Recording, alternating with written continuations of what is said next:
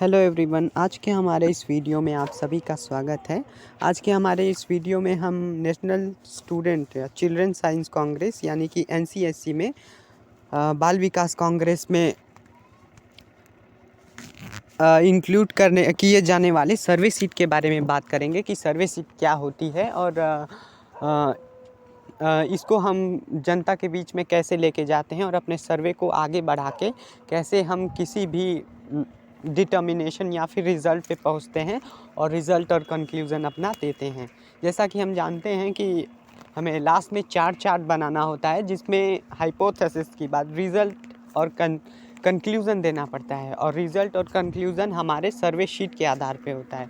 हमारी सर्वे शीट के आधार पे हम ये जान सकते हैं और लोगों को बता सकते हैं कि हमने जो सर्वे किया है उसमें क्या पाया। आज के हमारे इस वीडियो में हमने एक स्टूडेंट का सर्वे शीट लिया है जिसमें 6 क्वेश्चन लगभग 6 क्वेश्चन हैं और उन्होंने जनता के बीच ये क्वेश्चंस पूछे हैं और उनके विचार जाने हैं। तो आइए शुरू करते हैं। इसमें पहला क्वेश्चन है, do you think that there is pollution in your area, यानी कि क्या आपको लगता है कि आपके एरिया में पोल्यूशन है।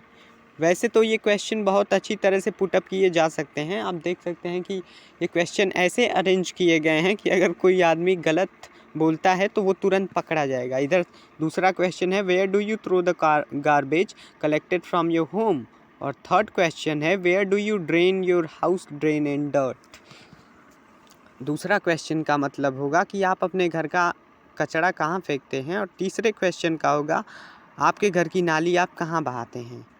तो मान लीजिए अगर उन्होंने पहले क्वेश्चन का आंसर दे दिया कि हाँ उनके एरिया में गंदगी है, तो बाकी दूसरा तीसरा तो चल जाएगा, ठीक है वो बता देंगे। लेकिन अगर वो कहते हैं कि नहीं है, पोल्यूशन उनके एरिया में नहीं है, और जैसा कि आपने प्रीवियस में देखा कि अगर वो कहते हैं नहीं है तो आगे उनसे पूछा जाएगा कि आप अपने घर का कचरा कहाँ फेंकते हैं। अगर वो कह दें कि वो घर का कचरा कहीं भी फेंक देते हैं, इंस्टेड कूड़ेदान के बजाय कहीं भी फेंक देते हैं, तो जाहिर सी बात है पकड़ी जाएगी कि हाँ एरिया में पोल्यूशन है। और हम तो हैं ही, प्रेजेंस ऑफ माइंड हमारा काम कर रहा है। जबकि हम किसी एरिया में सर्वे करने गए हैं तो हमें चारों ओर नज़र रखना होता है कि क्या इस एरिया में पोल्यूशन है, प्रॉब्लम्स क्या क्या हैं। हमें उन सभी चीज़ों का फ़ोटो लेना पड़ेगा जो कि हमारे एनसीएससी प्रोजेक्ट की एक रिक्वायरमेंट है।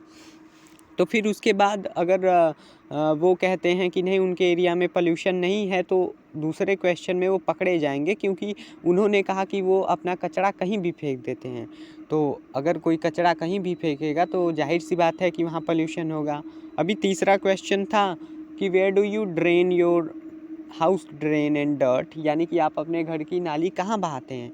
तो अगर वो कह देते हैं कि कहीं भी बहा देते हैं, नदी में बहा देते हैं, तालाब में, या फिर ऐसी जगह बहा देते हैं जहाँ की वाटर कलेक्ट हो जाता है और हार्मफुल इफ़ेक्ट और बैक्टीरियाज पैदा करता है, तो वो जाहिर सी बात है वो पकड़े जाएंगे कि हाँ एरिया में पोल्यूशन है। और हम तो हैं ही, प्रेजेंस ऑफ माइंड हमारा काम कर ही रहा है।